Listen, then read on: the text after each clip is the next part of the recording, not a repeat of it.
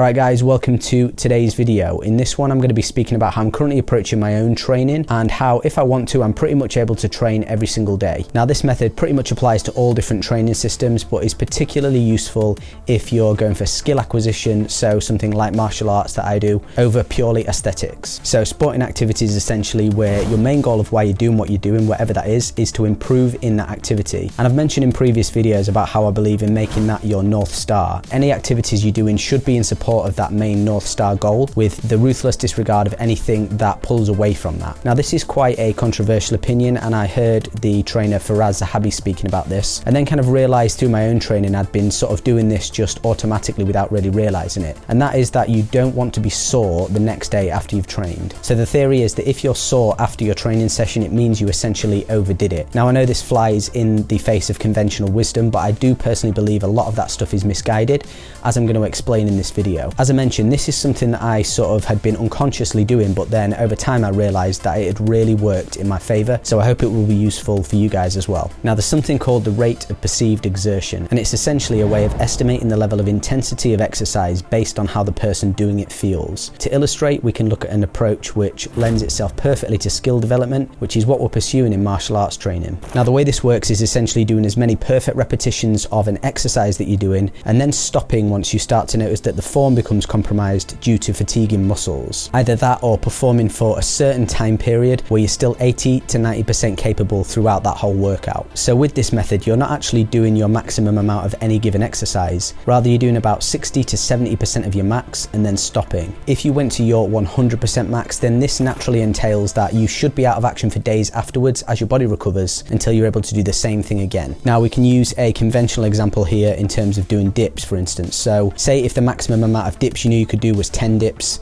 before literally you couldn't do any more and you had to stop. The conventional wisdom is basically to go maximum, go up to 10 dips and then just fall off the bar basically. But I say you shouldn't do 10 dips, instead you should do only 6 dips. And the reason is because if you go to your true max, say 10 dips on the Monday, then you may not be able to do another 10 until Wednesday or Thursday. So by the end of the week, you've done an estimated 20 dips. Now if you do 6 on Monday, 6 on Tuesday, 6 on Wednesday, etc., by Friday you've done 30 dips as opposed to the 20 if you went to the max. Now think about how this adds up to a hypothetical year of training, for instance. Even just 5 days a week, you'd have reached 1,560 dips using this method, as opposed to the person going for max periodically, which only totals 1,040 over the year. Now the way in which you improve strength and performance with this method is you only go up to another amount of the exercise, say 7 or 8 dips, once the 6 feels too easy for you, but not so much that it just absolutely wipes you out, and then over time your baseline becomes higher and higher. In doing this personally, I've now achieved a baseline level that's actually really high and would be way too much for somebody with less experience, for example. But for me it's a good level, and I believe that this is the most effective method to train, especially when you're going after skill acquisition. Now I know some people are going to say, yeah, but I always go to my max and I'm fine every single time, but really if you think about that, like the very fact that you can do it consistently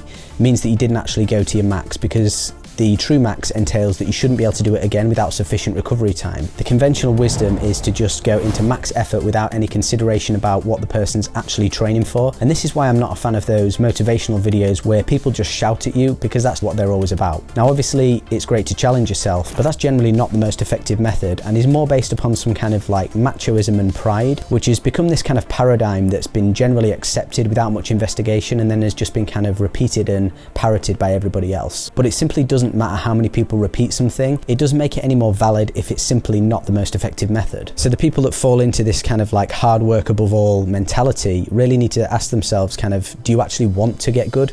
Or do you just want to kind of look good in front of people who are also under that same belief system? Another place this expresses itself is in the mentality of those people that think sparring hard constantly is what you should do, and really good luck for doing that for any extended period of time. Things are definitely shifting, but there is this kind of attitude that you have to like be tough all the time rather than actually smart and intelligent. It's just a suboptimal method of achieving an end that could be otherwise exceeded using a much superior method. For instance, a part of my training may include a session with 12 to 15 bag rounds with a 1 minute rest in between between. And during these rounds, I'm having a lot of fun and they're really fluid, mixing a lot of different flow with sporadic higher intensity strikes. The first few rounds I do are kind of warm-up rounds, and then I notice sometime after that I start to get that high feeling where everything seems to feel on point and works. I get into that flow state. Then what I do is maintain that for the rest of the session. I don't try forcing myself beyond that limit, and if I feel I'm beginning to become too fatigued too early, then I'll actually drastically reduce the intensity for the next round or two to recover. Now the mindset behind this comes back to the North Star once again, because I'm trying to build a skill. In skill acquisition, it's more about volume. You're trying to get as much of the skill done as you can in order to improve, and it's not about tiring the body. And I think a lot of people have quite a misconception with this, and they're approaching skill acquisition type training from the mentality of just redlining and exhausting the body. Now in the short term, you certainly can push yourself like this, and get a little bit extra from your body, but if that's the way you approach training constantly over the long term and you keep training like this, when you look back at yourself, you recognize that it actually takes away a lot more from you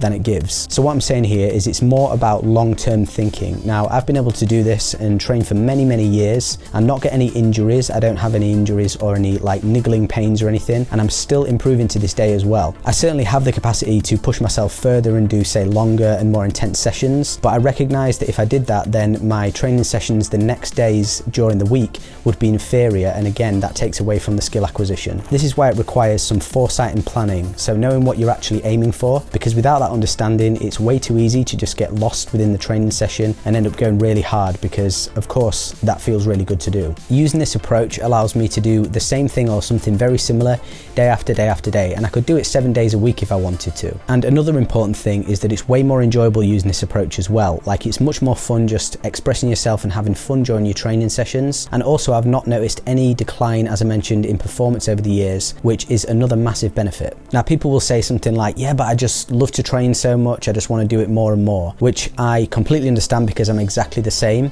But what I would say to that is, then doesn't it make sense, if you love training so much, to be able to train more often, more effectively? The nervous system just gets way too taxed by these constant intense heavy workouts, and it just carries negative repercussions with it over time. Depending on what level you're at, if you train so hard regularly to where you're going into that max effort stage of the rate of perceived exertion chart consistently, by the time you actually get any good, your body is going to be all messed up. And I also just want to mention as well that going to a gym, that kind of setting where people all come together and work out, is a modern phenomenon. It's because of the sedentary lifestyle that many people live nowadays that it's become a necessity. People in the past were regularly active just because of the demands of life, moving things around all the time, and life was a lot different back then. The only fat people were really kings and other highly privileged people who didn't need to move around. But in the modern era, technology has changed all that. If you could have a time machine and go back and speak to some of these people of the past and basically explain the idea of working out, people coming together with the aim of exhausting the body, they'd just look at you gone out and laugh at you, because in their time it was just completely unnecessary. You want to think in terms of how much volume of training can I pack into the week, for instance, and approach it that way. How much volume can you expose yourself to? It's about consistency over intensity. As I already mentioned, max entails by its very nature that it can't be done every single day. If you're able to lift the maximum amount of weight that you can